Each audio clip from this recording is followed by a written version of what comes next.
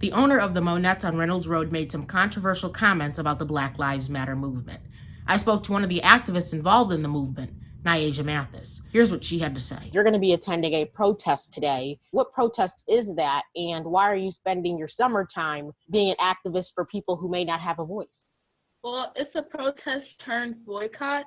In recent events, the owner of a local market named Monnette had some comments to say about Black Lives Matter. He was mostly speaking against it. He made comments like Daddy needs his target practice and that defunding the police won't do anything and things like that, saying that Black Lives Matter was overly exaggerating and now it's just kind of like overplayed and stuff like that.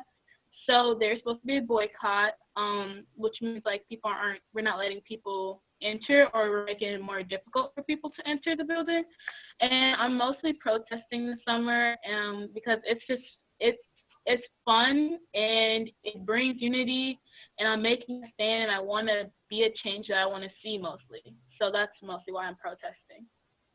What change do you hope to make, and what will be the benefit of having this event? One benefit of having this event is to show people that your words do matter, and it doesn't matter who you are or where you work, that your actions and what you say, they will start to matter, and you will be held accountable for your actions. And we start to see that with like different police officers getting fired and things like that, and getting like indicted. And we just want to start somewhere. We want to make that change, because for a long time it was okay to make these comments and people just pushed it under the rug and there are no consequences for it. And he needs to know that that a lot of Black people, a lot of African Americans, a lot of BLM supporters, shop at his business, and we do make up some of his business. So I think by taking that away, it's just like hold him accountable and show him that we do matter, and we're gonna show him that. So yeah. What general places in our area or anywhere can people shop at? Minority-owned businesses? Go a little bit into where people should be spending their hard-earned cash. So there actually is a Black-owned market I was just recently told about, if I can find it. I often try to post places or a list of places where people can go instead of, it's like alternatives to support the community. It's called Johnson Produce Company Farmers Market in Toledo, and it's at 52 Pulaski Street, Toledo, Ohio.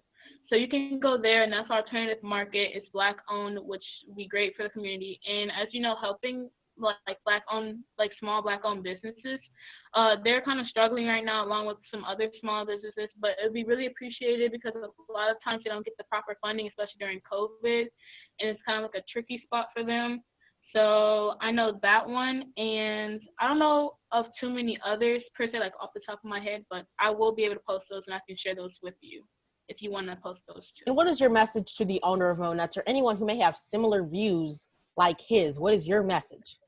I'm glad that you said what you said, because now personally I know where you stand, and instead of hiding in the closet about it, it's out for the world to see. And people can take it by their own perception. Some people may support that, some people may go against it, and some people may feel the way I feel about it. And I would just say to anybody who feels that way to actually speak out about it, so people can know.